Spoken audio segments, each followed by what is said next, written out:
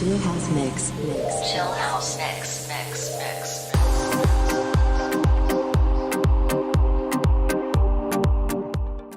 Jóvenes, buenas tardes. Esta es la asignatura de Gramática 1, Gramática Castellana, y vamos a comenzar con la explicación del tema número 4, que se denomina morfosintaxis verbal. En este tema vamos a ver la caracterización del verbo, vamos a ver los tipos de sintagmas verbales, los apersonales y los personales. También vamos a ver el verbo predicativo y su diferencia del verbo auxiliar, qué son las perífrasis verbales, cómo es el aspecto verbal, cuáles son los modos verbales que tenemos en el castellano y la estructura de la forma verbal. Y vamos a concluir con los tiempos verbales del castellano, tiempos simples y tiempos compuestos. Comenzamos entonces. Características del verbo. El verbo es una categoría gramatical principal de la oración porque es la que indica la acción del sujeto de la oración. La categoría verbo admite 3 morfemas morfosintácticos. Inciso A, caracterizadores subjetivos o clasificadores de modo, de modalidad y actualidad. Inciso B, caracterizador objetivo o clasificador de aspecto. E inciso C, caracterizador relativo o clasificador del tiempo. ¿Qué significa esto? Que la categoría del verbo nos puede informar acerca del modo en el que se está desarrollando la acción del verbo, qué aspecto tiene este verbo y en qué tiempo se está dando la acción del verbo, que puede ser en presente, en pasado o en futuro. Sintagmas verbales. Muchos lingüistas han considerado 2 clases de sintagma verbal, el sintagma verbal personal y el sintagma verbal apersonal. ¿Qué significa esto? El primero se diferencia del segundo por tener un morfema de persona, es decir, que el verbo está conjugado, tiene persona y también tiene número que va en concordancia con la persona que está realizando la acción, que hace posible su concordancia con el sujeto de la oración. En cambio, el sintagma verbal apersonal no tiene esta marca, es decir, el verbo no está conjugado. Cuando vemos el ejemplo ver para creer, ambos verbos de esta oración, tanto ver como creer, están en su forma apersonal y específicamente en su forma infinitiva. Aunque lo vea, no lo creerá. En cambio, en esta oración, el sintagma verbal es personal porque el verbo tanto vea como creerá están conjugados.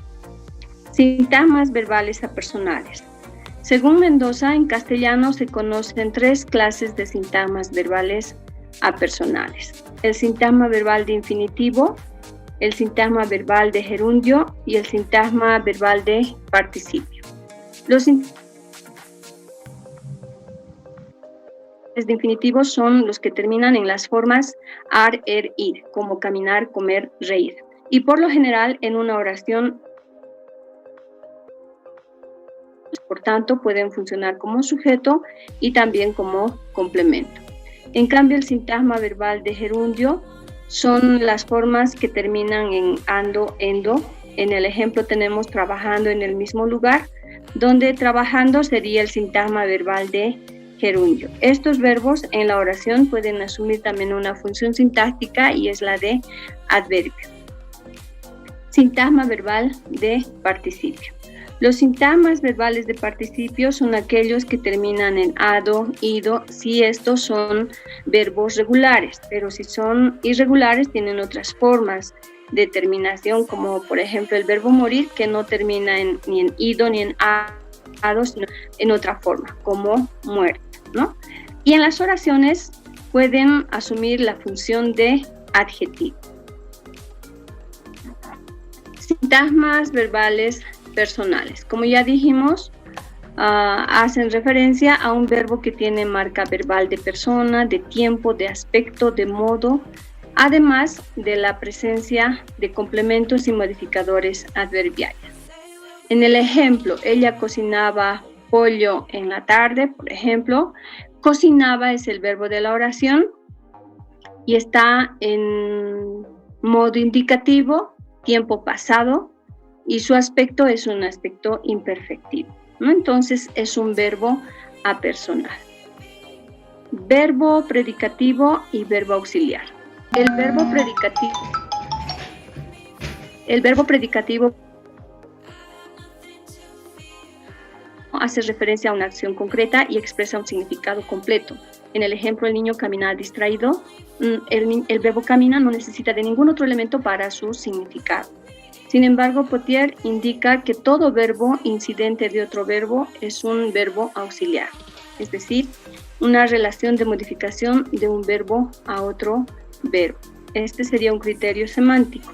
Dentro del criterio sintáctico se puede decir que el verbo auxiliar, al construir un grupo verbal con el verbo principal, no puede ser separado de este por ningún elemento, excepto por otro verbo auxiliar que sea también parte del grupo verbal. Tenemos el ejemplo: tendrán que decirnos toda la verdad. En esta oración tenemos una perífrasis verbal que abarca tendrán que decirnos. Todo eso es una perífrasis verbal que contiene más de un verbo. El primero que aparece, tendrán, sería el verbo auxiliar, que sería el nexo, decir sería el verbo principal que está en forma personal, pero está seguido de un pronominal. Entonces ahí tenemos una unidad verbal que funciona como un solo verbo, pero que está compuesta de un verbo auxiliar más un nexo y un verbo apersonal. ¿Qué son las perífrasis verbales? La presencia de los verbos auxiliares nos da a entender de la presencia de una perífrasis verbal. Las perífrasis verbales son construcciones verbales que contienen un verbo auxiliar, como dijimos en el ejemplo anterior, más un nexo. La palabra nexo está entre paréntesis porque el nexo puede estar presente o no. No siempre es indispensable, pero sí tiene que haber también un verbo apersonal. Y el verbo apersonal puede ser de infinitivo, de gerundio o de participio. En la forma voy a cantar, es una perífrasis verbal que tiene verbo auxiliar, que sería voy, a, que sería nexo, y cantar, que sería el verbo apersonal en forma infinitiva. Una de las características de los verbos auxiliares es que pierden totalmente o por lo menos parcialmente su significado primitivo, ¿no? Por ejemplo, el verbo ir significa trasladarse de un lugar a otro, pero cuando decimos voy a cantar, el verbo voy ha perdido totalmente su significado original porque no indica que va a ir a hacer algo, sino que está hablando de un pequeño futuro, de un futuro próximo en el que va a realizar la acción, ¿no? Entonces, esa es una de las características de los verbos auxiliares en las perífrasis verbales. En esta forma, entonces, tenemos el verbo auxiliar voy, más el nexo a y el verbo apersonal de infinitivo cantar. Pero pueden ampliarse de la siguiente manera: voy a tener que ir a cantar. Podemos ver que en esta forma no solamente estamos diciendo voy a cantar, sino voy a tener que ir a cantar. Pero la perífrasis sigue siendo la misma. Y la marca personal siempre va a ir en el verbo auxiliar, no en el verbo principal. Y como aquí podemos ver, se extiende la perífrasis, pero solo se sigue manteniendo un verbo auxiliar con 1, 2, 3 verbos principales y los 3 están en infinitivo. El que exista un verbo auxiliar en primera persona más un nexo, más un verbo apersonal, tener más otro nexo, más otro verbo apersonal, ir, más otro nexo, más verbo apersonal principal, cantar. Es toda la fórmula que contiene esta ampliación de perífrasis verbal. Entonces, las perífrasis verbales en una oración funcionan como un verbo o, como lo podrían decir otros autores, como una unidad verbal. 5. El aspecto verbal. ¿A qué se refiere el aspecto verbal? El aspecto verbal nos indica en qué proceso se encuentra la acción verbal. Puede decir si el verbo tiene aspecto imperfectivo o perfectivo. Las acciones simples o compuestas, terminadas, acabadas, indican el aspecto perfectivo, lo cual quiere decir que la acción ha terminado, ha concluido, ya no existe más tendencia a que el verbo siga manteniendo el proceso de la acción. Pero las acciones que no han concluido el proceso de la acción verbal son imperfectivas.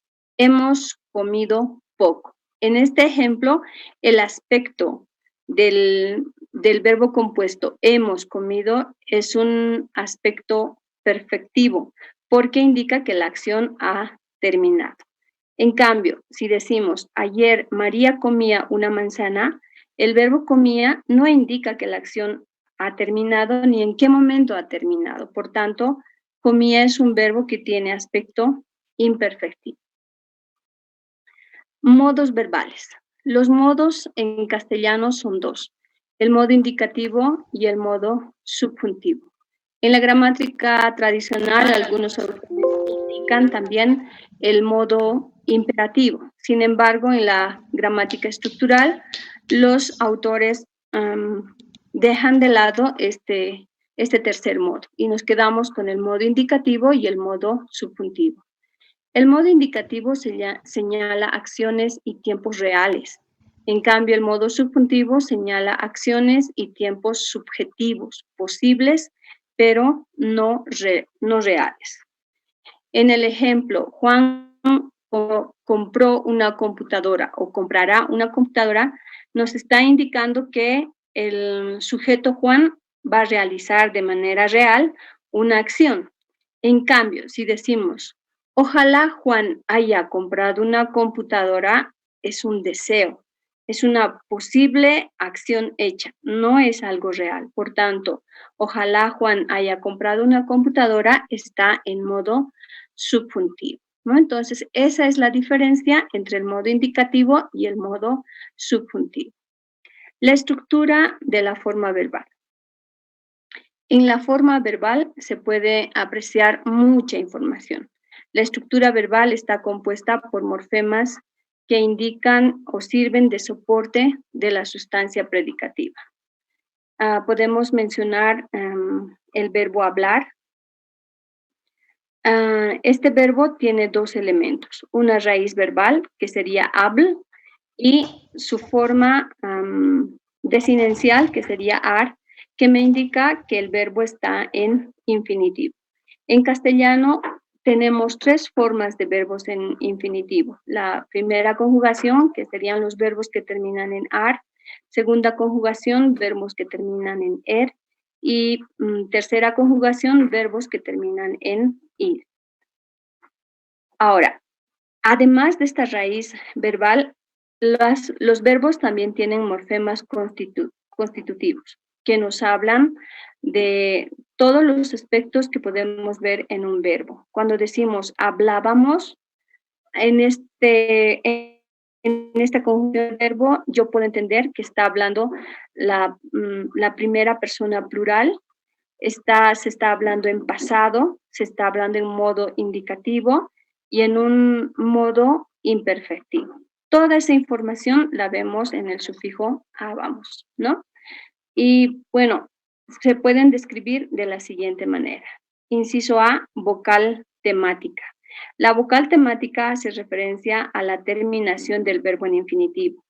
Si el verbo termina en ar, la vocal temática será a, ¿no? Entonces, a eso se refiere la vocal temática. Morfema de modo y tiempo. Es el morfema que nos indica en qué modo está el verbo y qué tiempo es el que está al que está haciendo referencia. C, morfema de persona y número. ¿Qué persona gramatical está realizando la acción del verbo? Y de acuerdo a eso, nosotros podemos hablar ahora de los tiempos verbales. Habíamos dicho que en castellano existen dos modos, el modo indicativo y el modo subjuntivo. Dentro del modo indicativo, nosotros podemos ver formas simples y también formas compuestas. Y podemos ver aquí la conjugación de tres verbos que terminan en ar, er, ir, y los vamos a conjugar primeramente en presente. En presente sería yo canto, yo corro, yo subo, tú cantas, tú corres, tú subes y así como corresponde.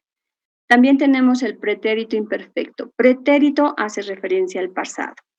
E imperfecto, como habíamos indicado, hace referencia a que el verbo no ha terminado su acción verbal, ¿no? Por eso, cuando conjugamos, podemos decir, yo cantaba, yo corría, yo subía.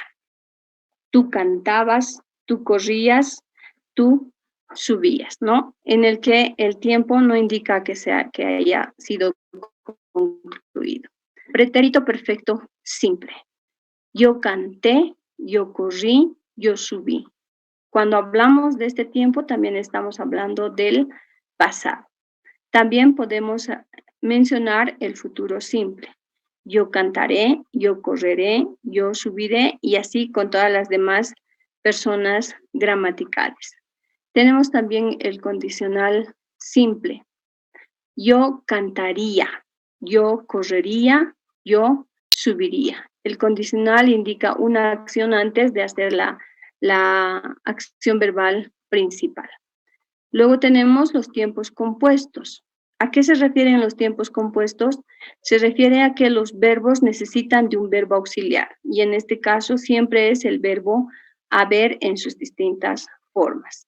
Dentro de los tiempos compuestos tenemos el pretérito perfecto compuesto y en castellano esto se lee de esta manera. Yo he cantado, yo he corrido, yo he subido. Tú has cantado, tú has corrido, tú has subido.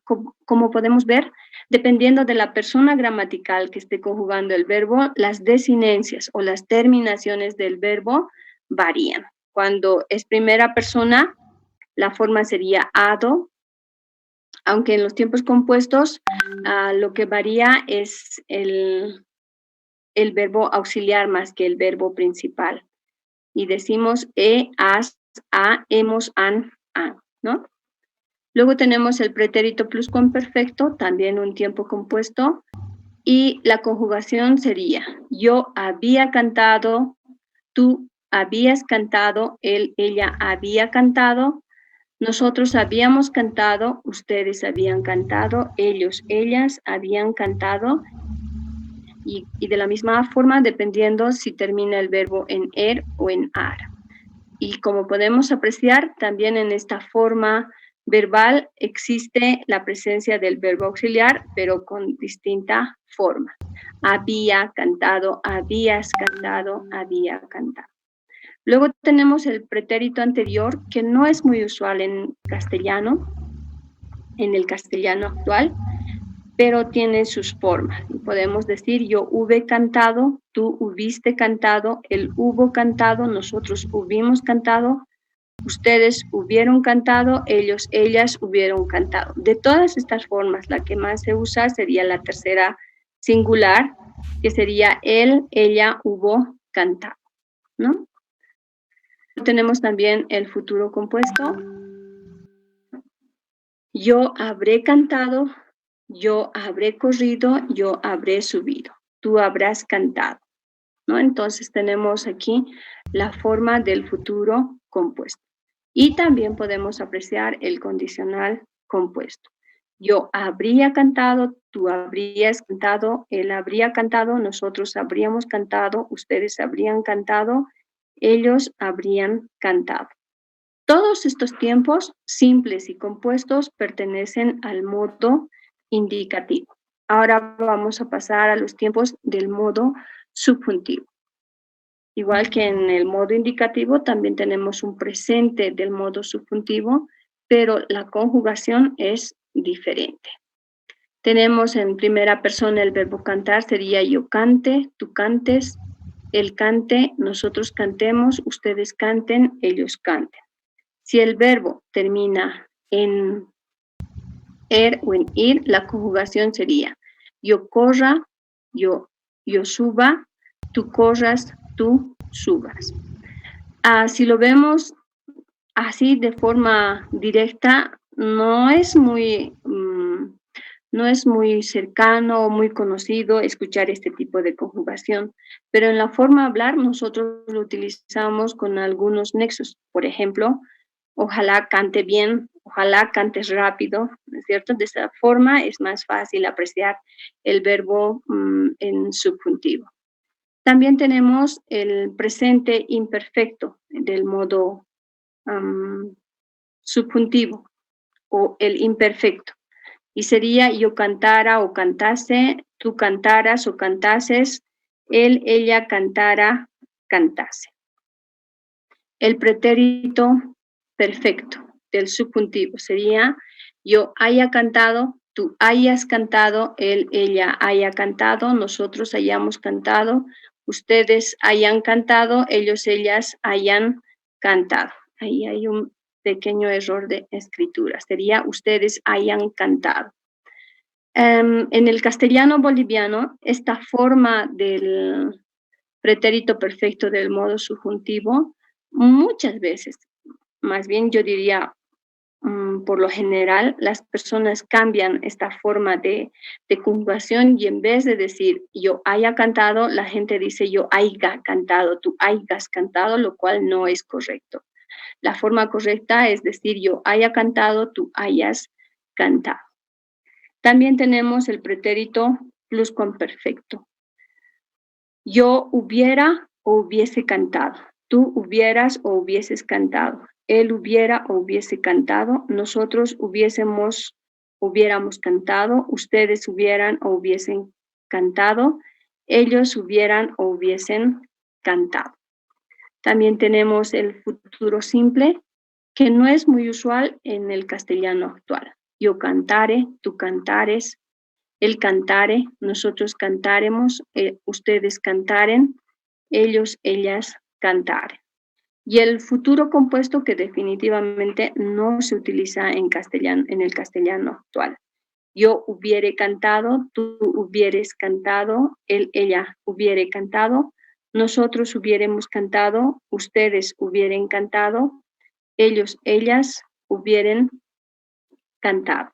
Estas conjugaciones siguen estas reglas siempre y cuando sean verbos regulares, pero cuando los verbos son irregulares, muchas veces cambian las desinencias y también pueden cambiar inclusive la raíz verbal. En los verbos regulares,